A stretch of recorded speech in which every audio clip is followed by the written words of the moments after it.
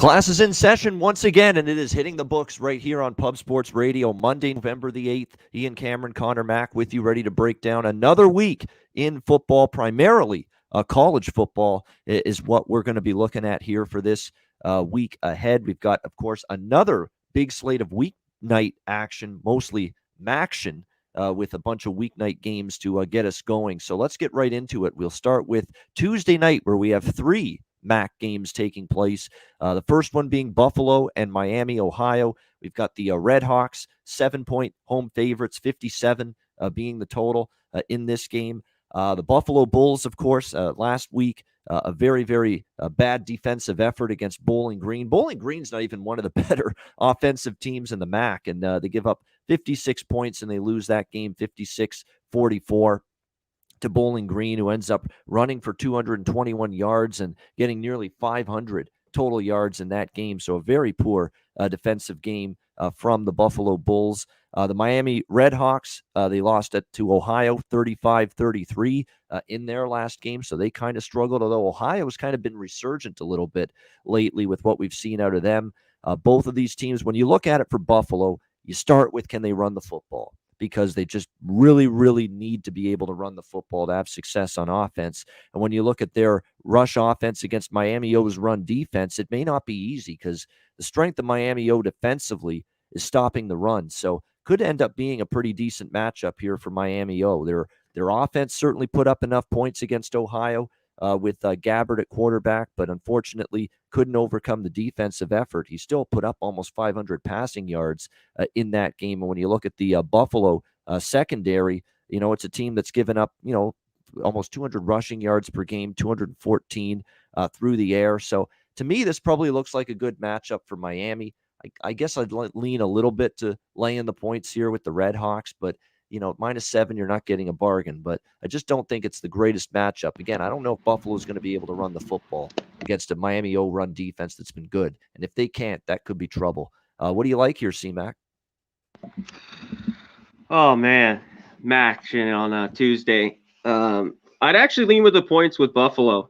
I think they've come a little bit of a place since that 28-3 lost in Nebraska. I still think they moved the ball early, and I think they'll do that here. What I'm shocked is that defense. It was so bad against Bowling Green. Bowling Green, like you talked about, offense that isn't very good with McDonald. I mean, to 56, they lost 56-44. It's like, what happened to that Buffalo defense? And they've had, like I said, problems on the road. They lost 48-38 to Kent State. I thought the numbers right there. I lean Buffalo with the points. I just don't love it. And I guess you got to look over. It was overs last week on Tuesday, and kind of at 57. I'd only look over in this ballgame. All right, next up as we continue along here, we've got, we stay with more Maction, Ohio and Eastern Michigan. Eastern Michigan, 6.5-point home favorites, 60 the total in this one. All the early monies come in here, C-Mac, on Ohio, and it's hard to argue with that. This is of all the teams in this conference in particular, you can make a case that from a point spread perspective, the hottest team right now is Ohio. They're 4-1 against the spread their last 5 games. They've been competitive, even in the losses, right there in each game. It started with a big blowout win against Akron. Then they lost by 3 against Central Michigan, but covered as dogs.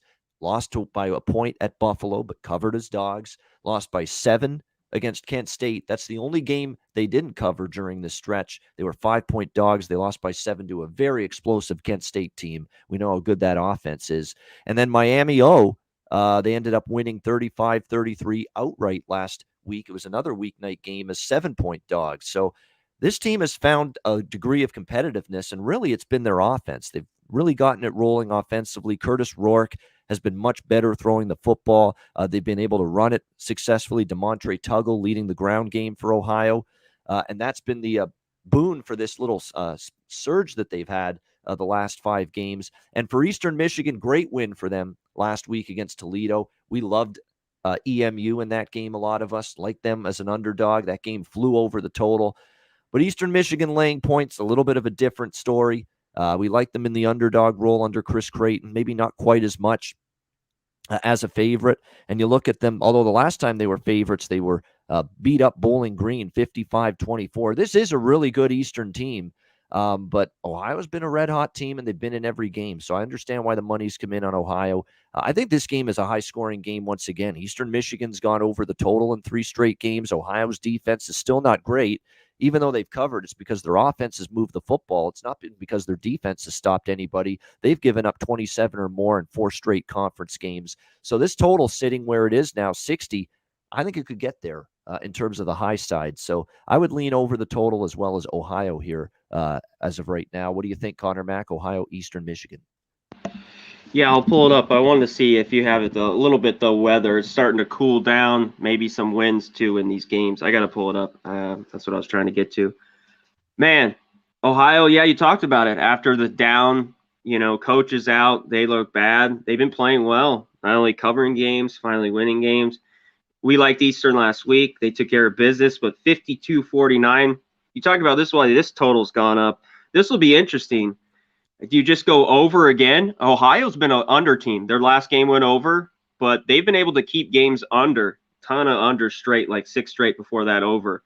So yeah, maybe this gets a little bit too high, and then at the last minute, I'll take an under here. We'll see how high this creeps, the total. And I lean the points. Eastern's been so good as a dog. I want them plus points. I don't want them laying 6.5, 7. So that's why right away money came on Ohio here early. So I'd lean the points with them. And I'll wait on the total. Maybe we'll see. Maybe I'll go under a little bit on this one if this keeps going high.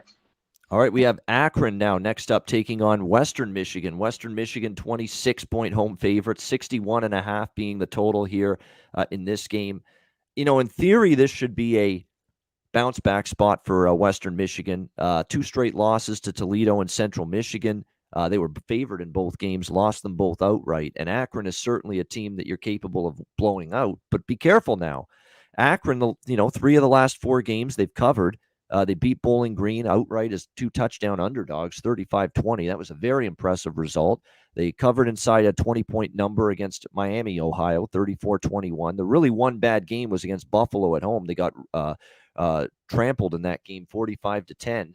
And then last week against Ball State, I'm telling you what, Drew Plitt and that Ball State team, life and death to escape with the victory. And when you look at the stats in that game, Akron, 458 total yards. In fact, they outgained Ball State in that game by 33 yards and 1.6 yards per play. So I was extremely impressed, Conor, with Akron last week. And you got to give them a lot of credit. They look like they're improving. And they've also had a quarterback change the last few games. Zach Gibson's taken over.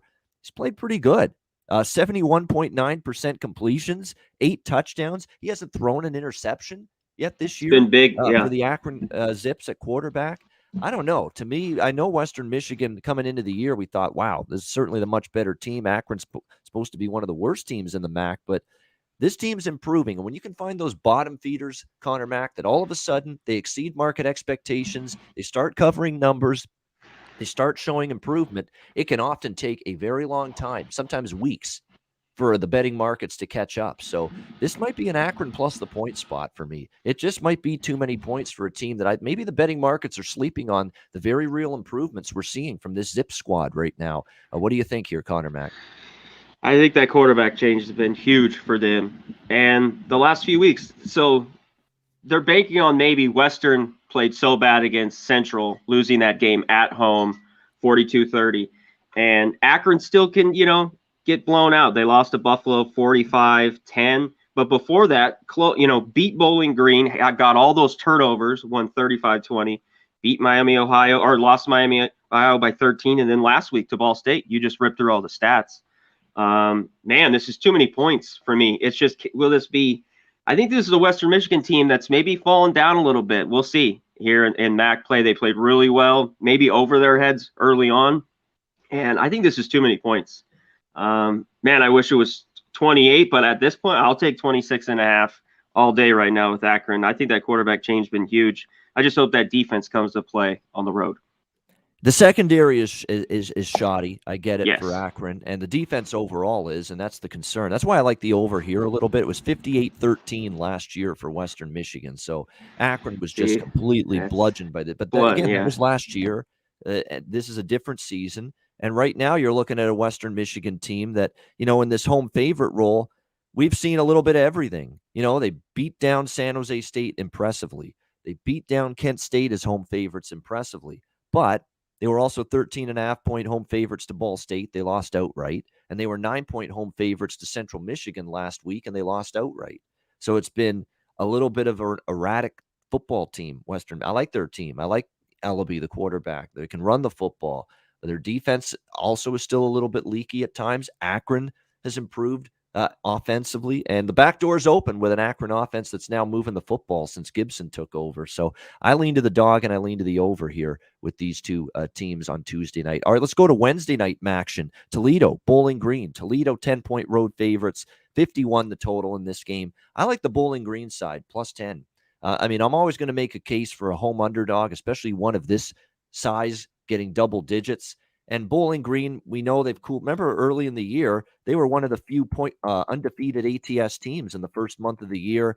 Obviously, their ATS record has cooled off a little bit, but still 7-2 against the Bowling Green Falcons for the entire year.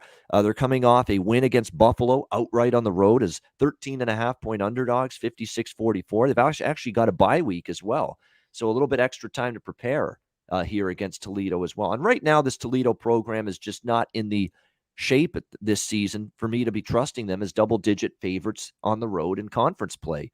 We've seen this team struggle this year. They've had a couple good results. The Ball State win on the road was good. And they beat Western Michigan very impressively, 34-15. But again, we talked about how Western's been up and down.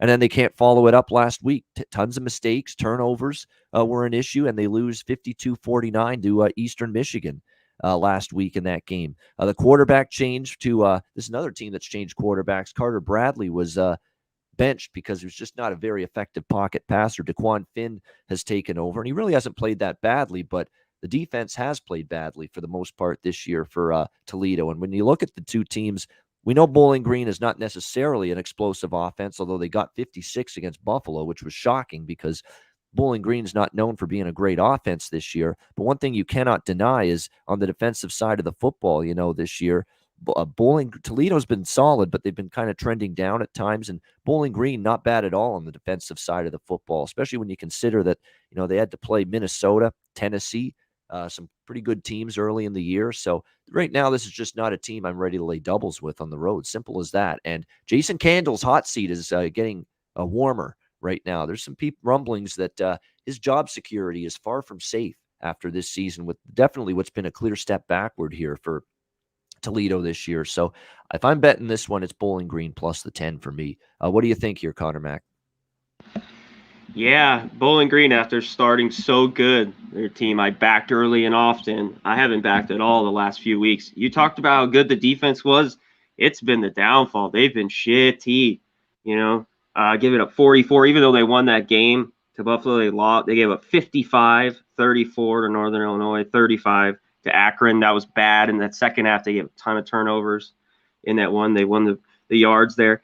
I lean Bowling Green. This is a strange team. Are they going to come up play good defense? Is this going to get into a shootout? Because this total sure looks low for me.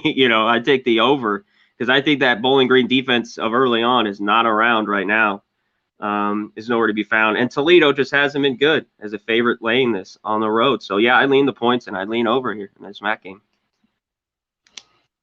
Yeah, there's no doubt. They started out the season, Bowling Green, terrific on defense. And you're right, It's been a lot tougher sledding the last 4 games here. We've seen 35 to Akron in a loss, which is staggering. Although we just did note Gibson's been an upgrade for them at quarterback. Northern Illinois puts 34 on the board. Eastern Michigan, 55. Even though they beat Buffalo, they still gave up 44 points. What about that Minnesota game? That seems like a long time ago. It does. There's a lot of these games. There's really not many on the MAC card that I'm really in love with the under with this week. They all seem like they might go over the total. Maybe Buffalo, Miami could be your under because I don't know if Buffalo is going to be able to run the football. And when they can't, they don't usually score as many points. But a lot of these other games, Ohio, Eastern Michigan, Akron, Western Michigan, and this one, hard not to make a case for the over in them. Speaking of hard not to make a case for the over, this next game, Kent State, Central Michigan. Central Michigan, 2.5-point home favorites here, 72.5, 73 being the total in this one. I'm going to be on Kent if I'm betting this game. Kent's my team. I've got a 12-1 shot on the Kent State Golden Flashes to win the MAC. So maybe I'm a little bit biased because, I really like this team a lot going into the year. And I thought they had a shot at that price to win the conference, and they're certainly on pace. They control their own destiny in the MAC East Division right now. They are leading the East Division side of the Mid-American Conference right now at 4-1 conference record. So it's all in Kent State's hands. They win the East Division. They're at the very least in the MAC championship game. And then all I need them to do at that point is win that title game. And there you go. They could be MAC champions. And the reason why is their offense. I mean, their defense is still shaky, but man, they can absolutely strike and strike quickly. How many times did we see in the win against Northern Illinois last week? 52-47. Game flies over the total. How many times did we see Kent State score like 30-second drive or a minute 20 drive and they're in the end zone again? I mean, they can just score so quickly. They can score from anywhere on the field. Dustin Crum at quarterback's been terrific. He can run with the football a bit. He's athletic, a dual threat, terrific throwing the ball, 322 through the air. They've got an incredible duo at running back, Xavier Williams and Marquez Cooper. Outstanding backs for Kent State. They did damage against a Northern Illinois team that's not that bad defensively, and they still couldn't stop Kent State once they got rolling in that game. A terrific receiving core, too, with Jashawn Polk and, of course, Dante Cephas, who's outstanding in the passing game for Kent State. That's a lot of weapons, and I know Central got the upset last week against Western Michigan, but Central to me, Western Michigan, we've talked about how they've had a up and down year. They lost to Northern Illinois before that. They had a loss to Miami on the road earlier this season. On the road, for the second straight week they're back home here, I should say, Central Michigan, but I think Kent State's got the capabilities to win the game. I still think they're better than Central. And that's not to take anything away from Central, but you look at Central in terms of the quarterback position, they're not getting a ton still from Daniel Richardson. It's a team that really relies on running the football. The passing game's been kind of spotty at times for this Central Michigan team. Will they be able to run the football here? Quite possibly, because Kent State's run defense is allowing almost 5 yards per carry and almost 200 rushing yards per game. It's going to be another shootout. Like, I would not talk anyone out of betting the over here, 73.5, 74. Now, maybe keep your eye on the weather. Tuesday night, early November in Michigan. Sometimes you get, weather can be an issue, especially with wind. But if there's no wind in the forecast, this should be another back and forth shootout, much like we saw with Kent State, Northern Illinois last week. So I like the over a little bit. And I see a couple +3s out there. At +3, I'm taking Kent. I believe in this team. And when you got a team that can score as quickly and as efficiently as they do, and you can get them as an underdog, that's always an interesting betting proposition for me. What do you think here, C-Mac? Kent State, Central Michigan. Yeah, wait and see if you can get a 3. The problem here with me is, it's kind of Kent State, and I'd wait to get a 3 because here's a team in Central Michigan I don't want to lay points, even 2.5. This is just teams that I want to take points. I don't really want to lay them even this short here. Kent State's defense is bad. We'll see, though. Once they've got into MAC play, the over's been live here. The games have been shootouts. Early on, they were 5 straight unders because they had the totals in these Kent State games, at 72, 71, and they were playing Iowa, Maryland, and they all went under. Now they're in MAC play. They're starting to go over. So it's tough for me. There could be points, and this could fly over. I'd only be on Kent State. I know their run defense is bad. Central's going to run it on them. They're going to score. So I just lean to them as a small dog here, and I'll probably stay off the total because in this game it's just a ton of points. You start getting 73, that's where I start backing out a little bit. Yeah, there's some games I feel that way. And then there are some games that are North Carolina, Wake Forest on Saturday, and it's like, wow. Oh, yeah. Yeah, that was over. I took the over, and you got to just go with it, until Billy shootout. And that would ended up with 113 points or whatever. This could be 113 points again in this game. Maybe not quite that many, but we got 99. They pulled Northern Illinois into a 99-point game last week, 52-47. So there's definitely shootout potential here with these two teams. All right, Ball State, Northern Illinois. We've got Ball State, 2.5-point road favorites. Another total where it's gone up, 61.5 to 62 across the board. I'm leaning Ball State here. I still think Northern Illinois, I don't want to say overachieved or they're a fraud or they're not as good as we think they were, but I think they did kind of overachieve early in the year. I mean, they got outgained by Eastern Michigan and barely won. They beat a Toledo team that's down this year. They beat Bowling Green, but they got outgained and outstatted in that game. Yards per play and total yards, they were outgained. They squeaked by barely with a win against Central Michigan, 39-38, and then they lost again. Though they played a lot of close games. It's not easy to lay points in games involving Northern Illinois because they play a lot of tight games. But I'd be maybe looking to do that here with Ball State. It's less than a field goal. It's below the key number, and I still think they're a little bit better than Northern Illinois, this Ball State team. And look, they didn't play great last week. They barely escaped Akron 31-25, but I think this offense has a much better performance in them here in this game. Last year, they beat Northern Illinois 31-25 and took care of business. There's a back and forth game, but Ball State's won each of the last two meetings. I think the offense can move the football. And look, Northern Illinois for the year, their defensive numbers are still pretty solid. They're trending downward. Again, in a long season. 3 straight overs. Yeah, a lot of points in it. 100% right. Looking at full season numbers are not the way to beat college football here in early November. You got to look at the shorter term. You got to look at current form. And now that NIU defense, look, overall their defensive numbers, 204 rushing allowed per game.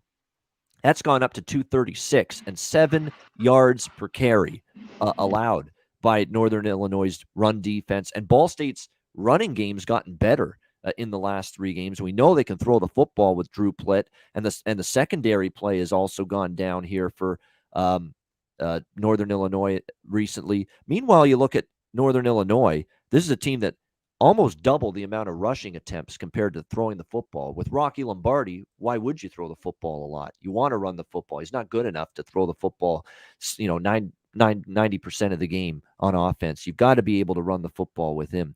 But the last 3 games, Northern Illinois' run offense has been a little bit down, and Ball State's run defense the last 3 games in MAC play, 101 rushing yards allowed, 3.3 yards per carry. That's terrific defense against the run for Ball State. And just like with Buffalo, I feel that way about Northern Illinois. If they can't run, they can't maximize their offensive potential, and they can't win without a good run game. And they might have trouble with that Ball State run defense playing well lately. So less than a field goal. I'll look to make a case for Ball State here as a short road favorite. What do you think, Conor Mack? I think this is going to be a close game, the way Northern Illinois has played all year. So I like the points with them. I sure like 3, though. I don't want to just jump and grab 2.5. Yeah, the defense is kind of just falling apart. It's gotten the MAC play, and there's been overs. You talked about Akron kind of outgained Ball State and everything. Ball State beat them, but that was just 31-25, I think, that final. So, Plitt's solid. I just don't how good Ball State's been all year. And I've been impressed with Northern Illinois a lot better than they were supposed to be at the bottom of the MAC. So I like the points here, Northern Illinois. And we talked the total. It's just everything's trending over. So some of these games are going to go under, and this one has the most wind in it. Looking at the weather, it's got about 13, 14. So and Northern Illinois may not run the football well because again, that Ball State run defense has been pretty good the last few games, and that could stagnate their offense a bit. Yep. Yes. Yeah, agree. So this one could be under here. I agree. This might be this and maybe Buffalo versus Miami O. Those are the 2 games that might be your unders here. Might be, and that's it's a big if. And look, we've been terrified. Not every MAC game goes over, but there's just so many teams where offense is ahead of the defense. It's not always easy to make a case for unders in the MAC. Speaking of not hard to make a case for an under, this is not the MAC anymore, but we're going to go to Thursday night college football, North Carolina and Pittsburgh. We've got Pittsburgh 6.5-point home favorites, 74-75 the total in this game. I am probably going to be on Pitt here, and I know I don't usually like to lay points with Pitt all the time, but this is a spot I think we can do it. It's them at home on a Thursday night game, short week. North Carolina off the huge, North Carolina's had a disappointing season, but they clearly were up for that Wake Forest game. The ability to hand an undefeated Wake Forest team their first loss of the year, they clearly were geared up to play Wake Forest on Saturday. Now I think this is going to be a tricky spot now, going on the road on a short week against a Pitt team that offensively, they could do a significant number on this North Carolina defense. North Carolina won just because they outscored Wake. It's not because they stopped Wake. It's because they just outscored Wake. And they're going to have the same problems defensively here against Kenny Pickett and this very, very strong Pitt offense that they had last week, and frankly, that they've had most of the season. I mean, this is just not a good Tar Heel defense. 35, 42, 44, 55 points allowed in their last 4 games. This definitely is a spot where we should see Pitt be able to put up a ton of points here in this one.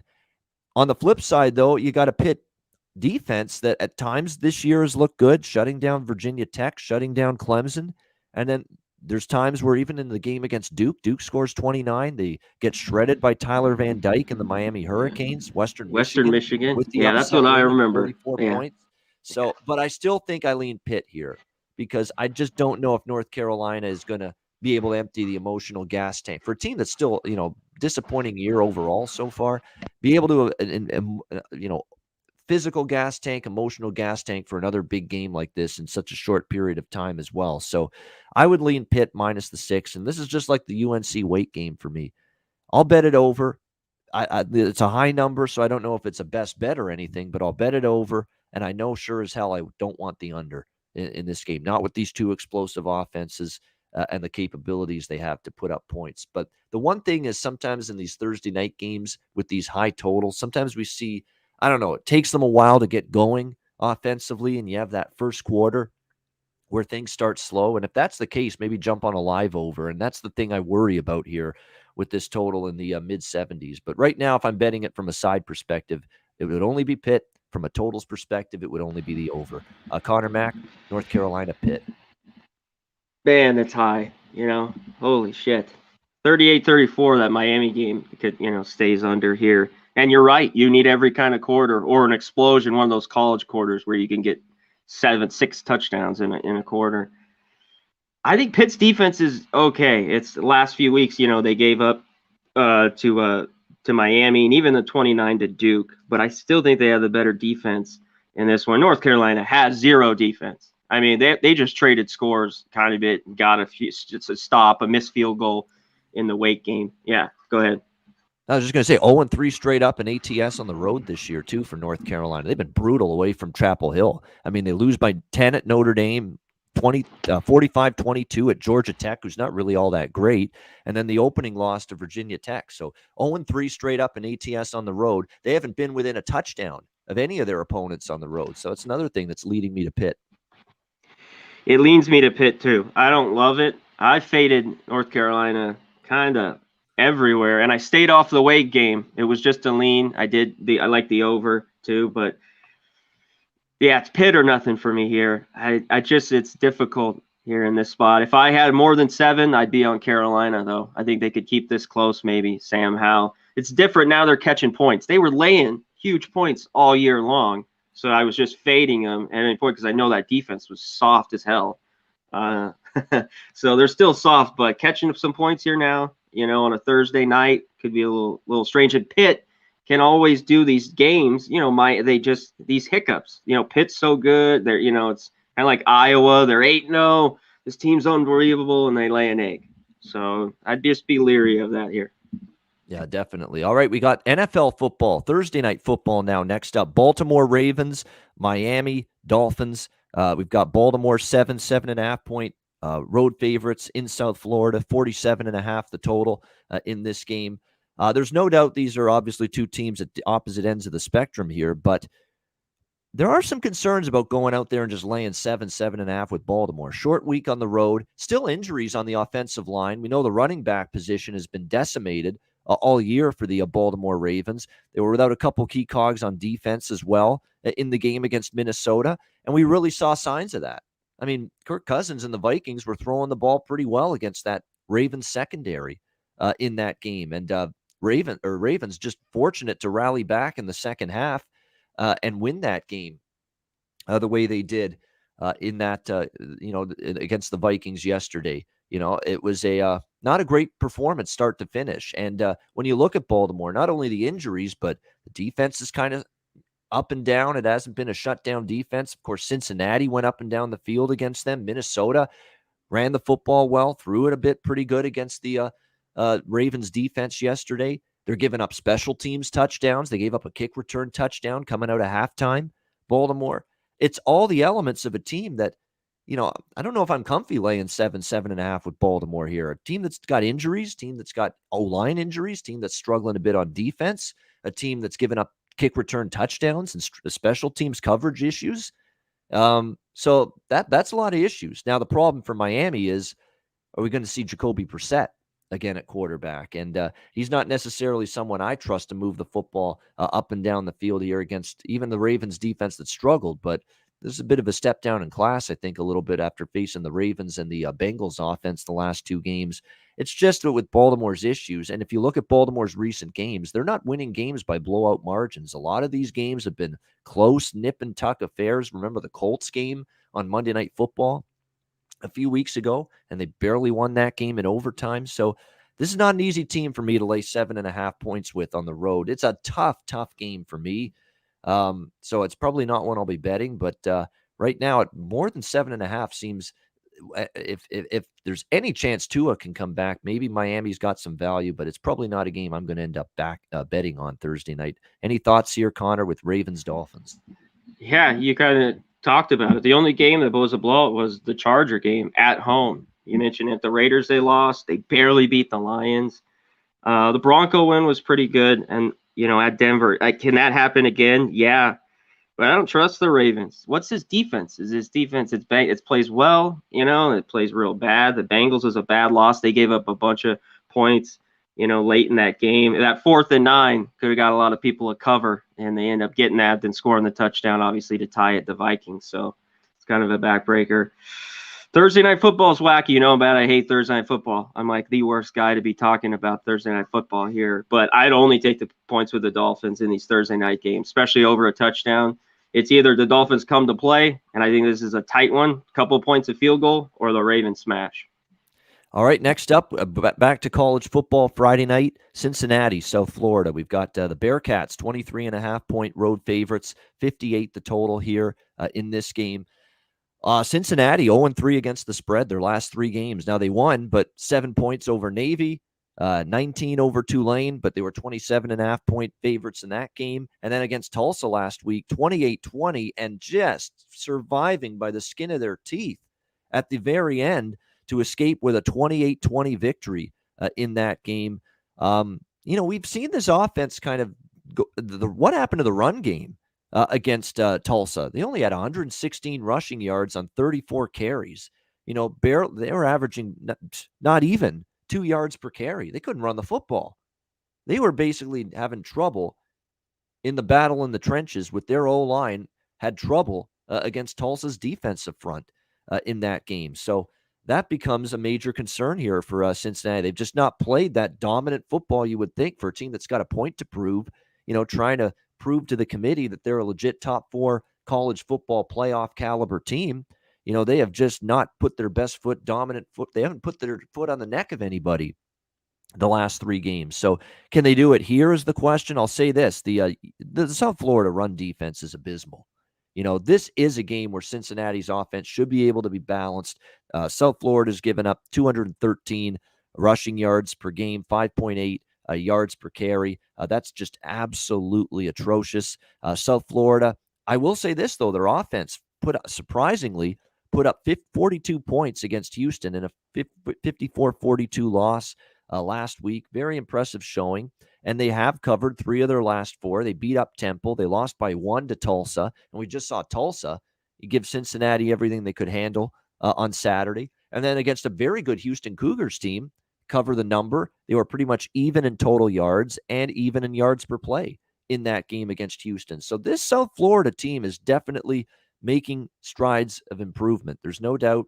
Timmy McClain has gotten better at quarterback. They've been able to run the football a bit. They've forced some turnovers. Their defense is still rough, but their offense has improved here a little bit. Maybe this is an over here at 58. And right now, with what I've seen for the last 3 games, all non-covers for Cincinnati, can't say I'm in run into the betting window to lay 23.5 on the road with this group right now. What do you think here, C-Mac? Yeah, you talked about 3 straight, ATS losses, 3 straight unders.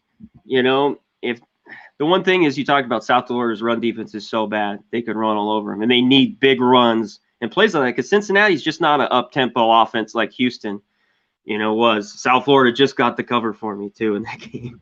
Barely. The 12, the 13.5. I'd be on them here a little bit. Right now, Cincinnati's a stay off. I don't want to lay 24 with them on the road. I think they're the better football team. I think they get the win. And yeah, the style points have not been there for them. So they have, only themselves to look at in the mirror and the end if they're, left out.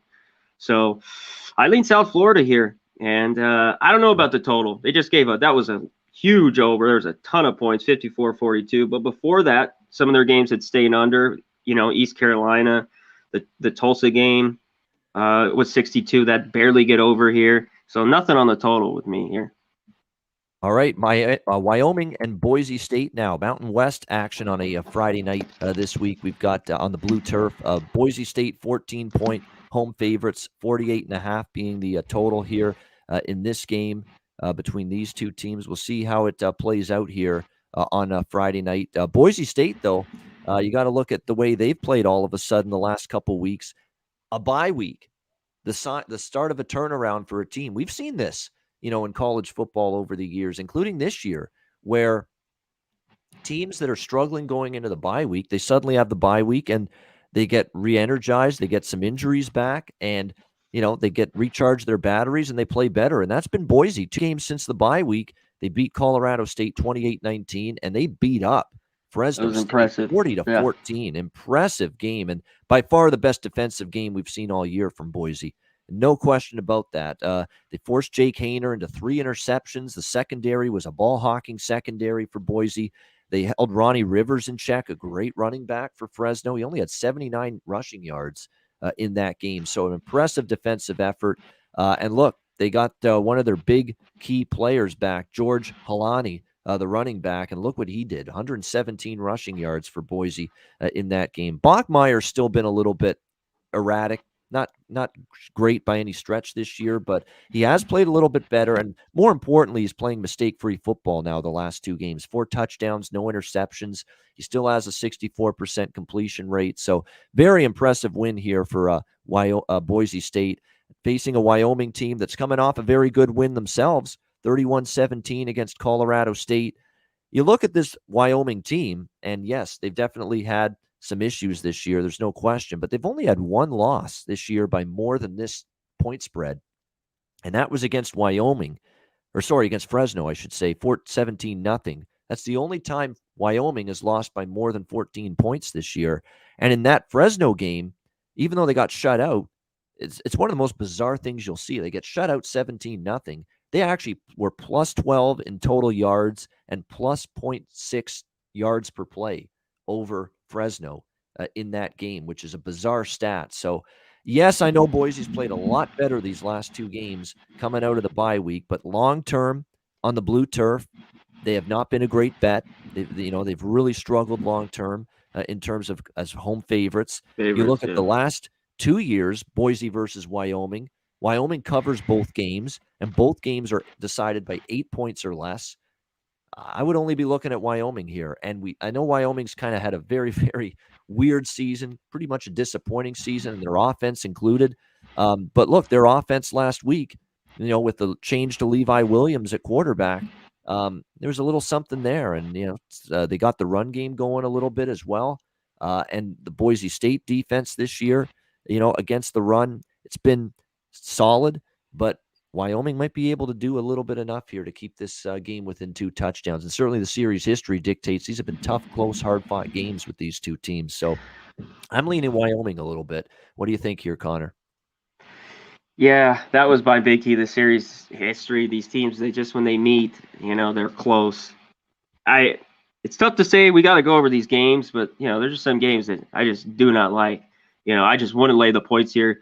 With Boise State, you went through all that stuff. The one thing I was good to see was they ran the ball. They haven't ran the ball all year long. I mean, if they can run it against Wyoming, dictate the line of scrimmage, they should do it. Wyoming just is bad. They can't score at times. So, and that was an impressive win against Fresno. I just remember that 4 weeks ago, Fresno beat them 17-0. And that loss to New Mexico, 14-3 by Wyoming. I watched the whole second half of that game. Man, it's tough. I don't even know if I can take the 14 with Wyoming here. Boise too, 4 straight unders as well. Wyoming's had a couple overs, but their totals have been 40. So the last 2 games. So, and 48, that's a stay away for me there as well. All right, next up, we've got Kansas State, West Virginia. Next up, Kansas State 6-point home favorites, 47 the total in this game. West Virginia had been playing good football, 2 wins in a row, TCU, Iowa State, but came to an abrupt halt last week against Oklahoma State, completely shut down their offense after putting up 38 against Iowa State, and they get shut down completely by Oklahoma State.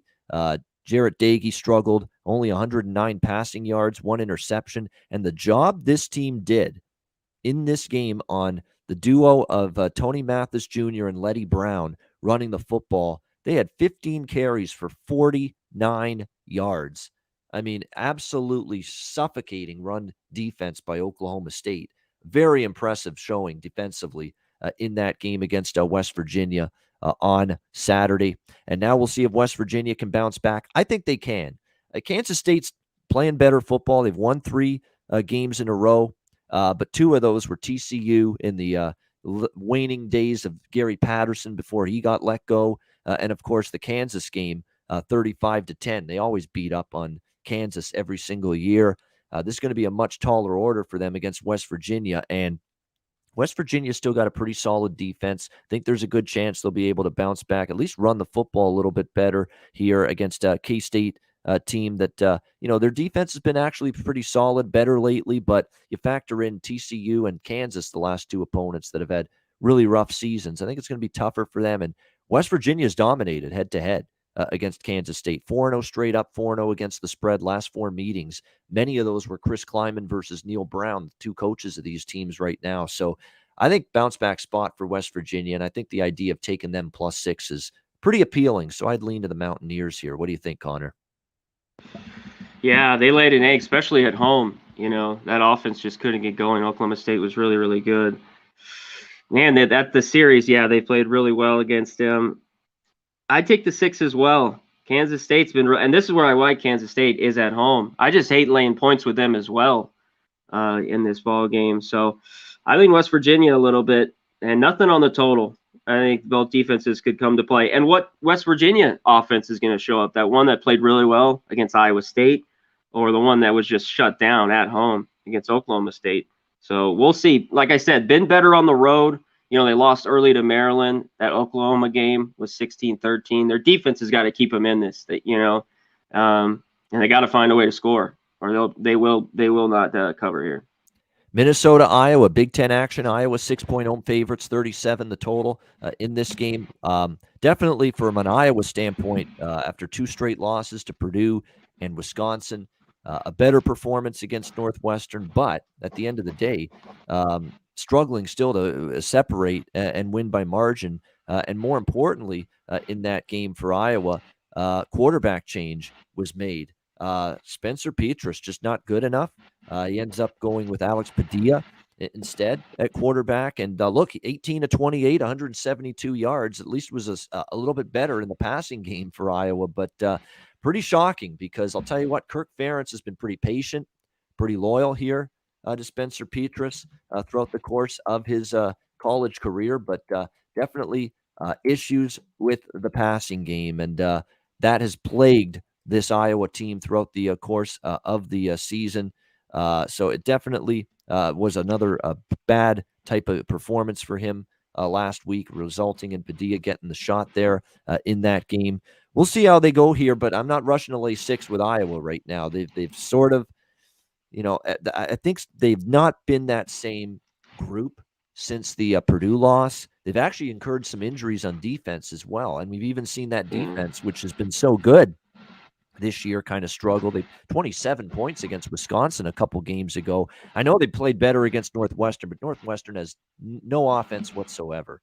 I mean, so you can't put too much stock into how good Iowa's defense looked last week. Minnesota, they had their great run since the Bowling Green loss 4 straight wins and covers come to an abrupt halt. They lose outright as 2 touchdown favorites to Illinois, 14-6. Really, they didn't play that bad. They were actually outgained Illinois, but bad day for Tanner Morgan. 2 interceptions, only 15 of 28, 180 through the air. And for the first time this year, we saw this team struggle to get the run game going. And it's simple as that. When Minnesota can't run the football, it's hard for them. And now they're down to their 4th and 5th string running backs this season with all the injuries. So they just couldn't get the run game going against Illinois, and it hurt their chances of winning that game. That being said, I'd lean to Minnesota here, plus the points in a bounce back spot.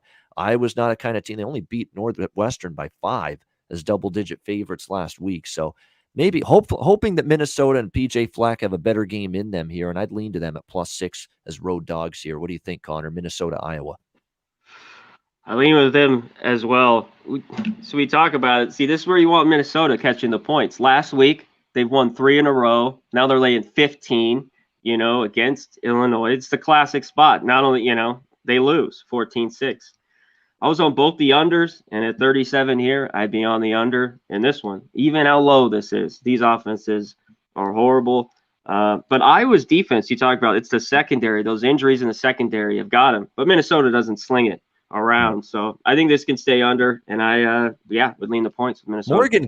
Tanner Morgan can have those big games, but he doesn't have them very often. And he doesn't have the weapons anymore like he used to. And he can, but you're right. The receiving core is not all that phenomenal either for Minnesota. And they've had some good. They missed Bateman as well, who's now in the NFL with the Baltimore Ravens, and he was a great receiver for them. And you're right, they just don't have the wideout talent and wide receiver talent that they've had in the past year. I mean, and Chris Ottman-Bell's been in and out with injuries all year, and he's by far, and after him, there's a huge drop-off. And the good news is he is expected to play. That's another thing, too, why they lost to Illinois. He got injured in the Illinois game, and once he went off the field, that passing game was nowhere to be found. So Chris Ottman-Bell is absolutely an impact receiver here for Minnesota, and it looks like he's going to play Saturday, which is good news for the row the boat crew in this game. All right, Boston College, Georgia Tech. We've got Georgia Tech 2-point home favorites, 53 the total in this game. I'm going to come out and say it right now. I think wrong team's favored here.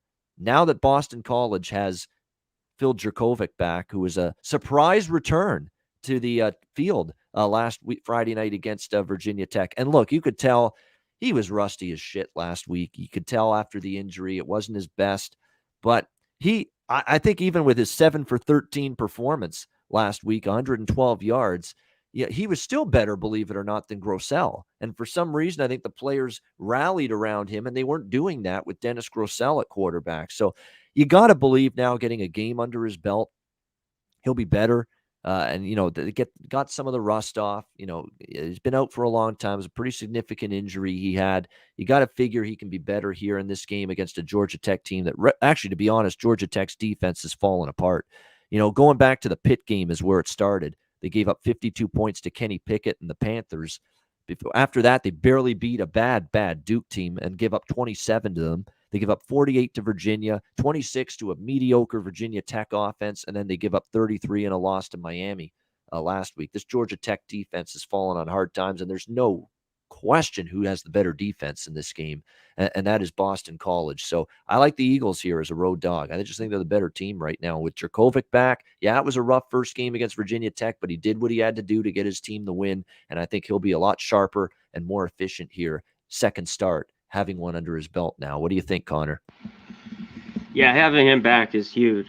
I mean, they couldn't do anything with the football. I don't know. I think they still might have won that football game, even with Jerkovic. Having him in, the whole red bandana, that whole thing, I think they're going to maybe win that. But they didn't need much, 17-3 in that ball game. Georgia Tech, it's all about Sims. I think Boston College can give it on the ground a little bit. This one's interesting. I can't lay it with Georgia Tech. Last week they covered, losing 33-30. But I don't trust Sims. Even laying 2 points, I just can't take him here. So if you look at Boston College, just take a money line in this ball game. I like Jerkovic. I'm a big fan of his last year. And with him out, they were just anemic on offense. So I think that gets better. They'll score here this week against Georgia Tech. I think they'll get 28 or more. Maybe look at this over. Could be sneaky, over 52.5. Yeah, I mean the over is the over. I think it could go either way with the total.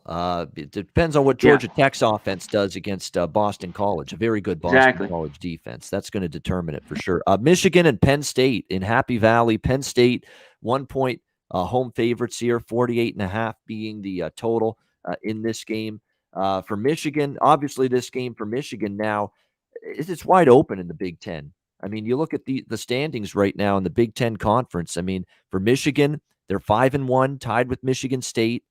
Ohio State 6-0. Michigan State's just got to keep winning every game until they play Ohio State at the end of the season, and that's going to determine who's the East Division champ in the Big Ten and who plays.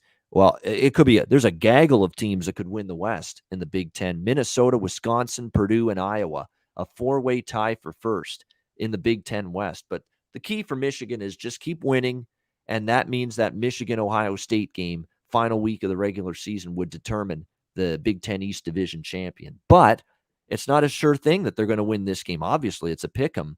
And we know sometimes it can be tricky for Harbaugh in these big spots on the road, just like we saw at Michigan State, a couple of weeks ago. So, and it's again, it's an early. It's disappointing for Penn State. It's an early game because it's the night games in Happy Valley, and that really are a benefit to Penn State in terms of home field edge. Not so much at noon, but still won't be an easy environment for Michigan.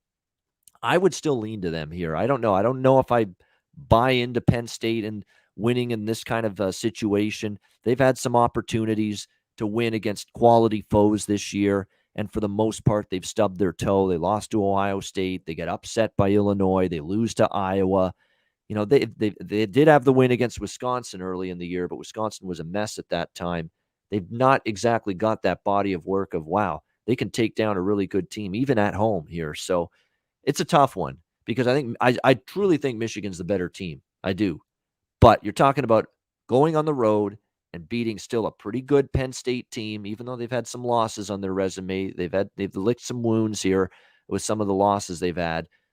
And Harbaugh on the road and big games has not always been reliable. Not just not always, not often reliable is what I should say. So it's a tough game for me. I think Michigan would be the bet if I had to, but it's not with strong confidence. What do you think, Connor Mack?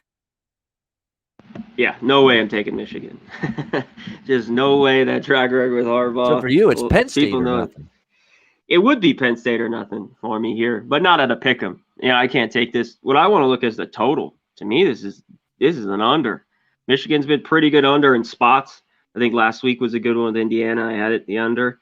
And Penn State's been an under team. I think 4 straight. I think it's 7 out of 9 have gone to the under. And I think the total's a little high. Both quarterbacks don't do anything for me. These quarterbacks aren't very good. McNamara doesn't scare me. So at this total, I think it's under.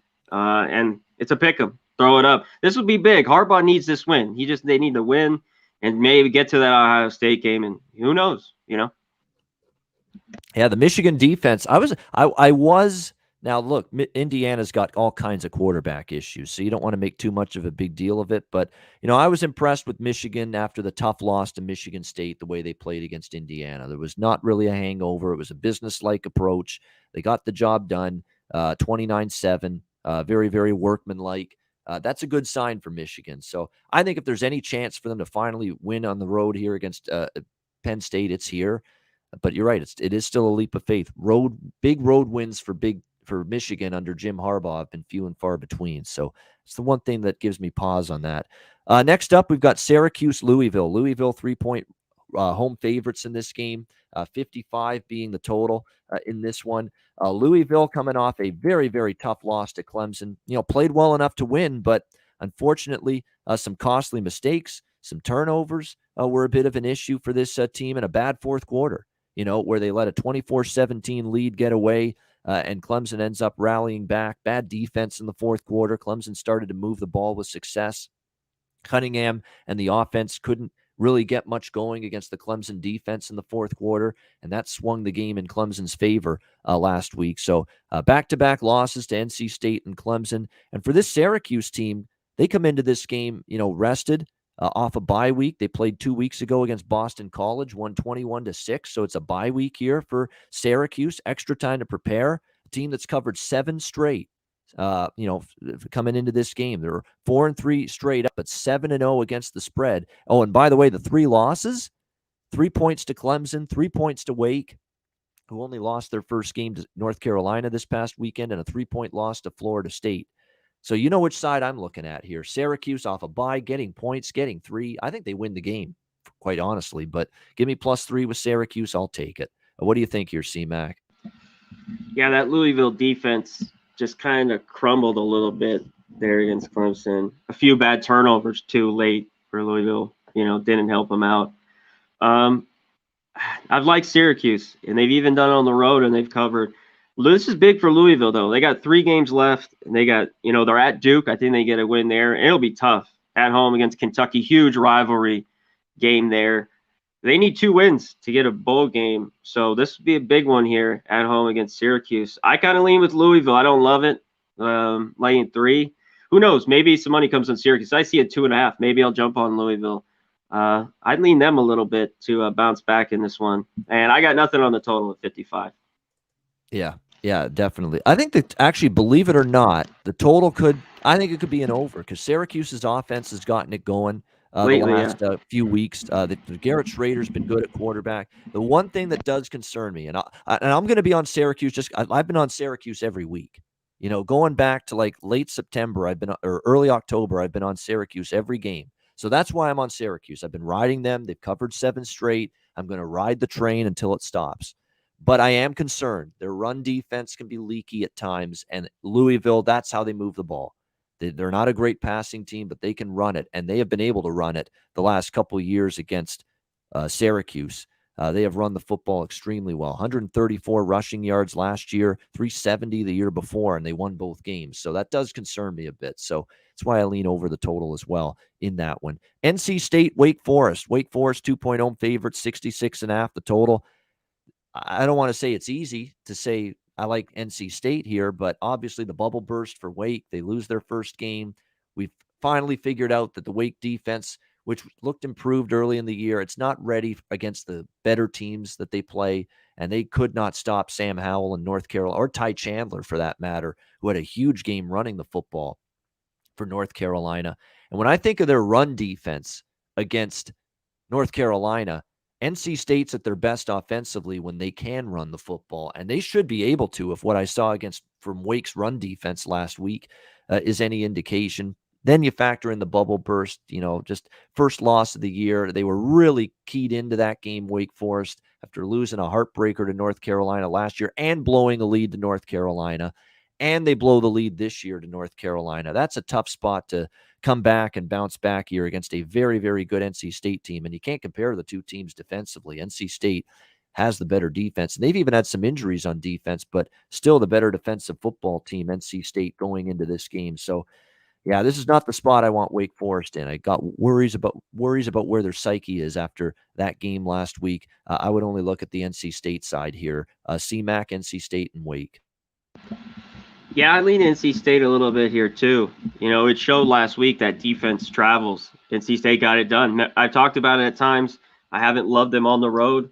They came up big, beating Florida State. I thought Wake Forest, maybe it was just the teams they played, or they just played over their head, their defense. Because you talked about Army ran all over them. Carolina ran it, threw it all over them. I think the Wolfpack will do the same. And they have a little bit of the better defense. So, to me, I just screw the 2 points. I lean NC State money line here.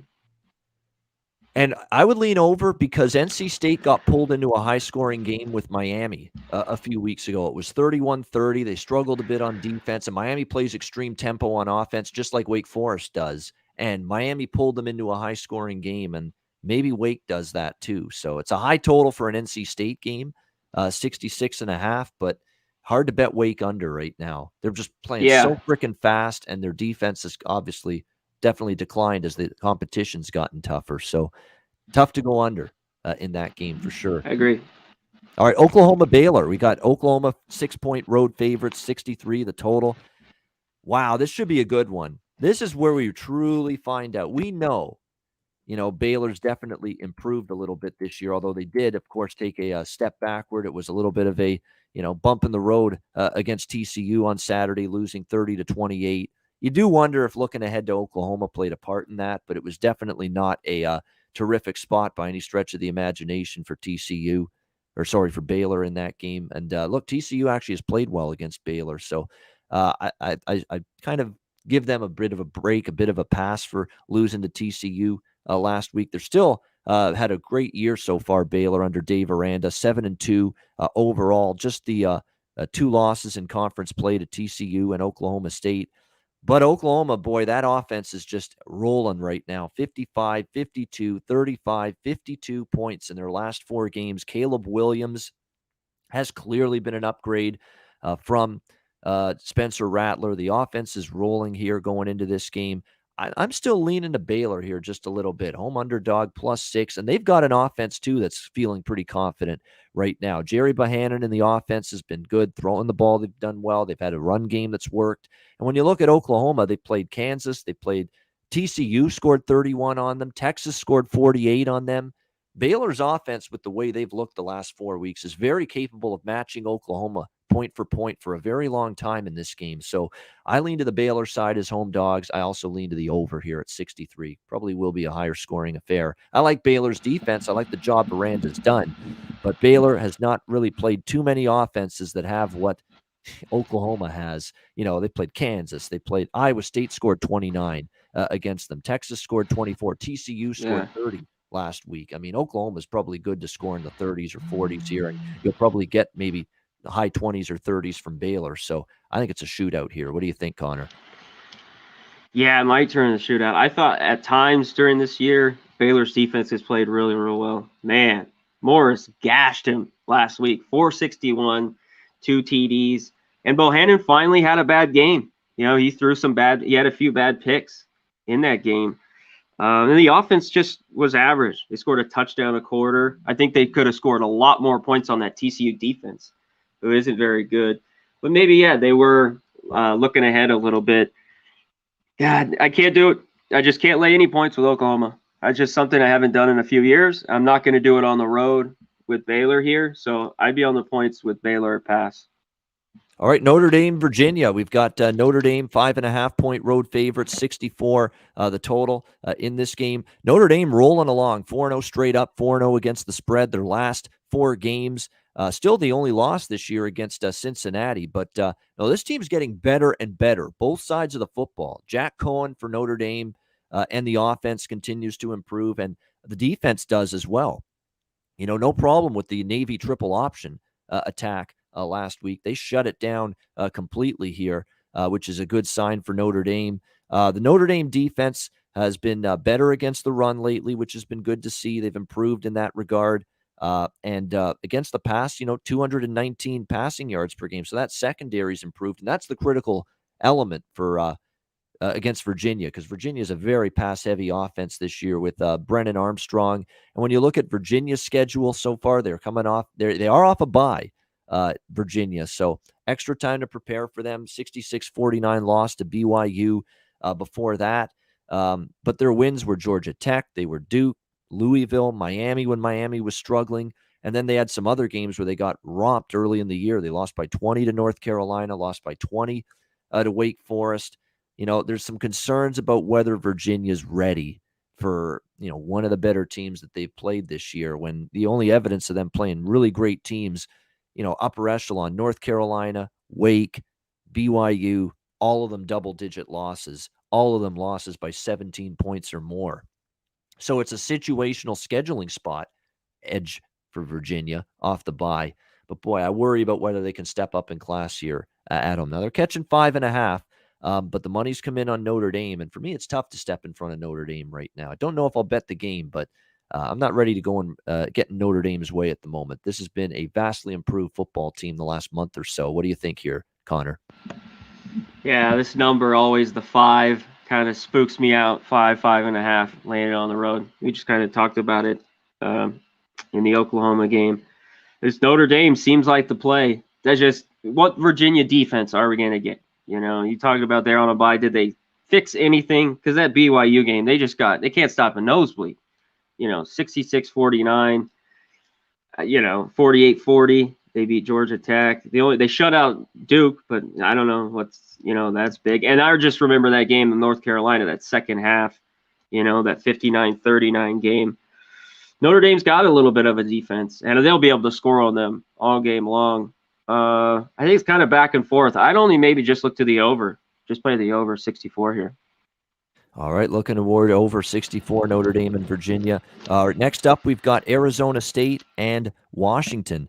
Arizona State, 5.5-point road favorites, 44 the total in this game. I agree with the move here. I would look at Arizona State in this one. They got back on track against USC, 31-16 last week. I just don't trust this Washington offense at all, and we saw them struggle again last week's 26-16 loss to the Oregon Ducks. More poor quarterback play from Dylan Morris, inability to effectively run the football, and the Arizona State defense, struggled for a bit, but had a much better game last week against USC, and I think they've got what it takes to contain Washington's a very anemic pedestrian offense, and we're only asking them to win, by upwards of a touchdown. They've dominated this series. 13 straight point spread covers, believe it or not, for Arizona State against Washington. And I just think they're the much better team. I don't normally love road favorites in conference play, but this is one I like here, the Sun Devils. What do you think, Conor? Yeah, they have dominated them. God, Washington's offense is just so bad.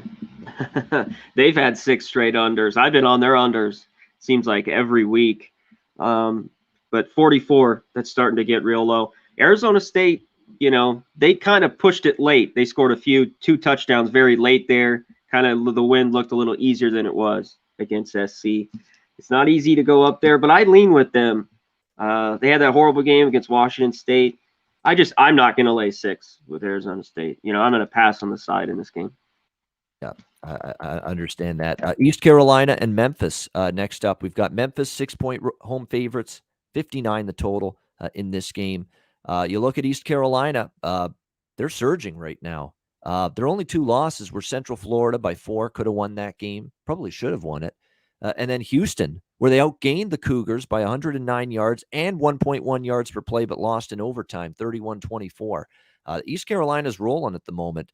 They are an impressive 5-2 straight up in their last 7 games, 6-1 against the spread during that time.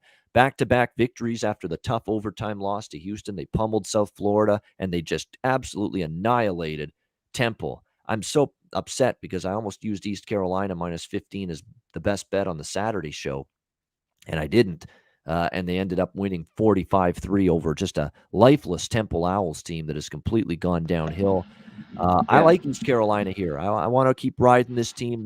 Give Memphis credit. Very good win against SMU, 28-25. I didn't think they'd win that game, but they got Seth Hennigan back. He was very sharp throwing the football. All the damage was pretty much in the passing game. 432 passing yards allowed by SMU's defense. That secondary was shredded in that game. And look, the last 3 games, this East Carolina team, they're only giving up 139 yards through the air. So they might match up pretty well here with this Memphis passing game. There should be points. I would lean over 59, but I like the side even more. Give me East Carolina here, +6. This is a team that's got a lot of confidence. Holton Ahlers playing well. The defense continues to improve each week. I think they're right in this game, and even a shot maybe to win this game after Memphis. Maybe a little letdown after the huge win against SMU for them in this game. What do you think, Conor? Yeah, maybe a little letdown. I was a person that I liked Memphis in that spot. I don't know if they won. They did.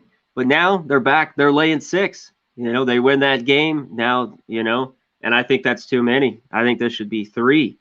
East Carolina's been good. You talked about I was pumping my brakes. I remember earlier in the week wanted to take East Carolina, but in the end I took them because Temple's just that bad. The 15 didn't matter. They just kicked their ass. You talked about the defense has been better, and Ahlers, I love that kid. I think he can keep him in this ball game, and I think it's tight. There's just no way I think Memphis wins by over a touchdown. This is a field goal type game at the most, so give me the 6 with East Carolina. All right, Mississippi State and Auburn in SEC action. Next up here, we've got Auburn, 5.5-point home favorites, 50 the total in this game. I'm starting to finally, and maybe this is the week now that I'm finally ready to get on the Mike Leach Express. That maybe I'm.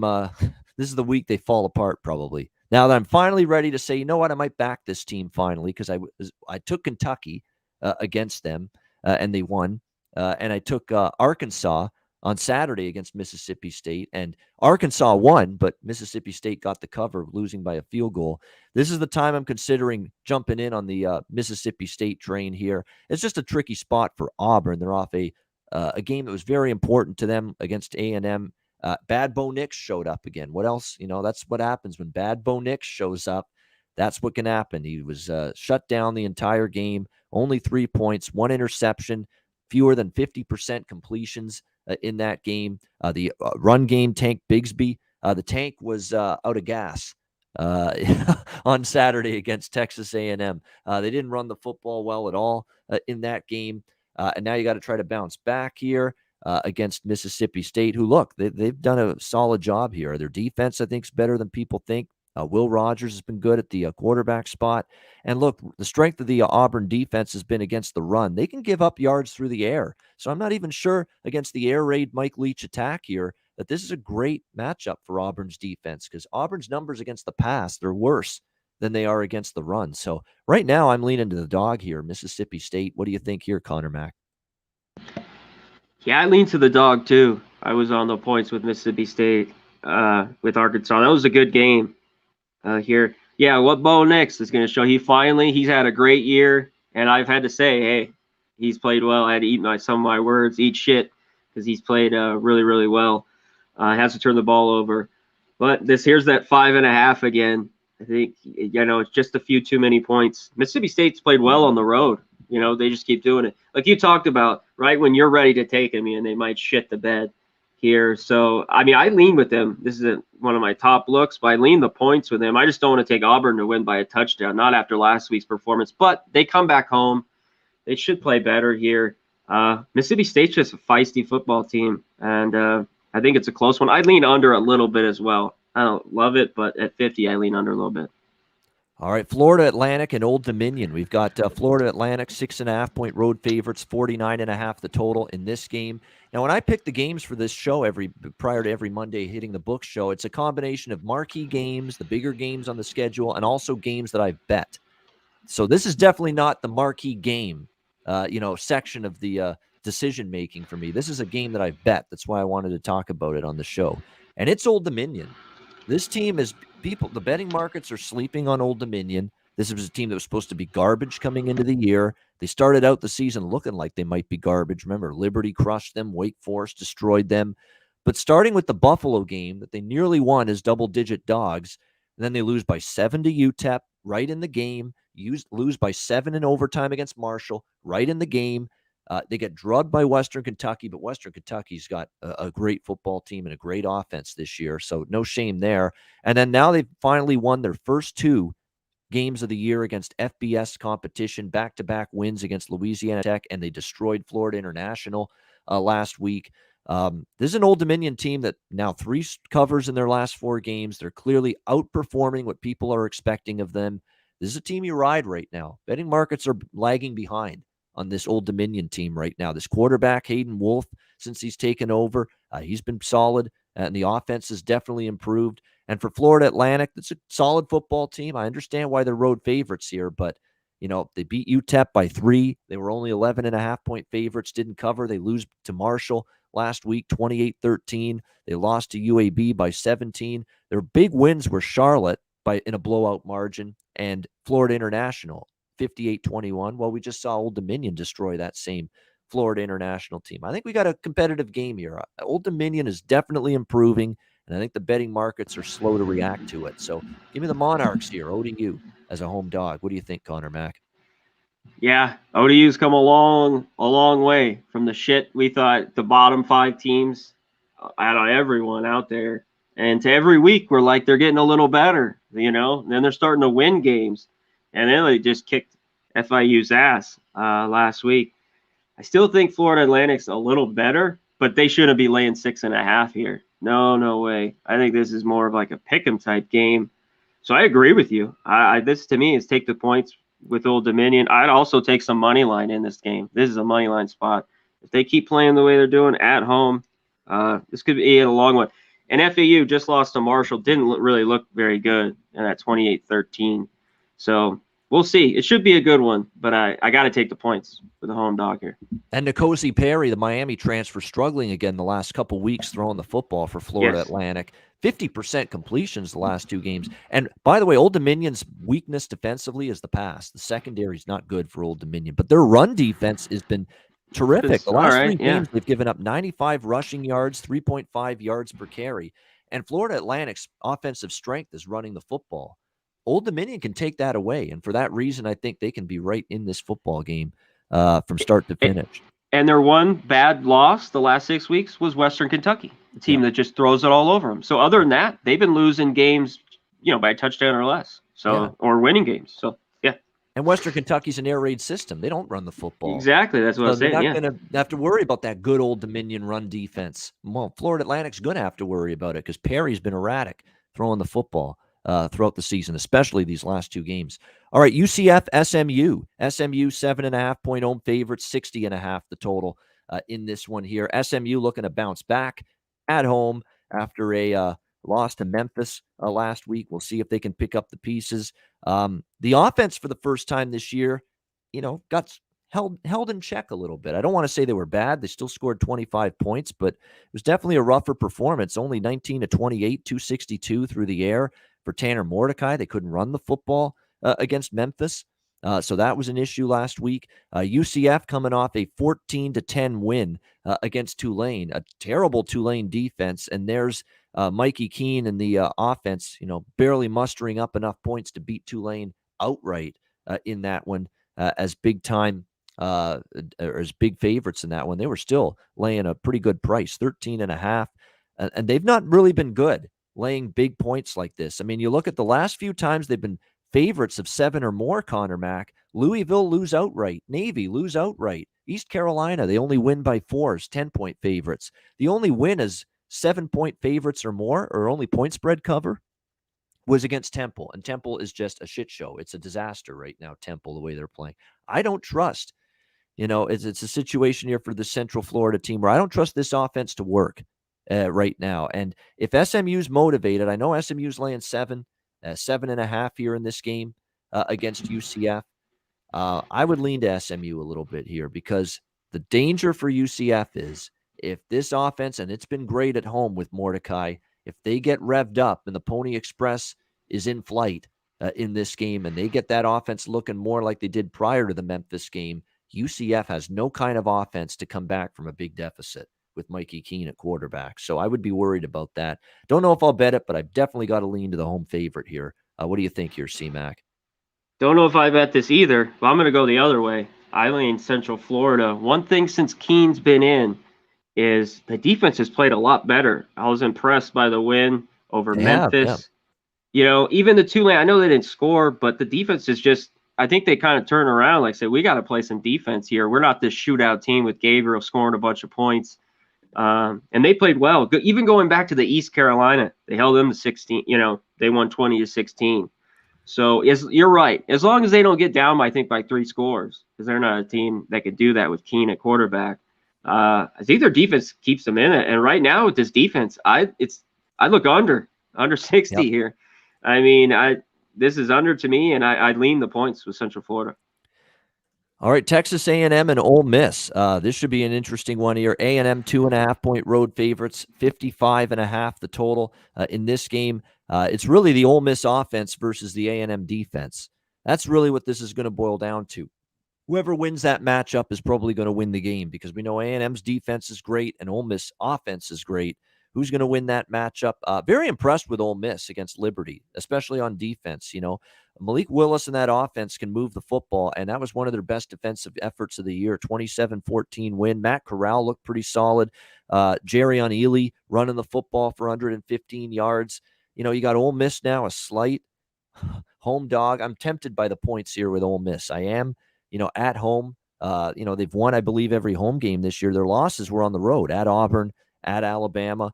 But at home, they've won every game. And A&M road favorites. Remember, A&M went on the road to Arkansas as the best team they played on the road was Arkansas, and they lost that game 20-10. So I don't know if I'm ready to lay points on the road with A&M against Ole Miss. I'm leaning to the Rebels here early in the week. What do you think, Conor?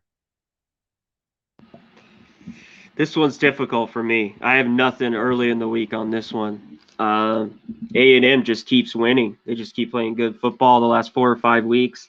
What I was thinking of is the total. This defense has been so good, but I think this could turn into a shootout maybe. So the total, I have nothing on the total.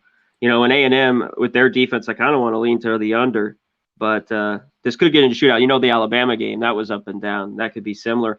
But Ole Miss defense has played pretty good at times, and they made big plays, a few big interceptions against Willis last week. I don't know about wanting to lay a field goal with A&M. This seems like a slippery spot where, Ole Miss can at home here, getting almost 3, could just win outright. I'd maybe look at the money line in this one.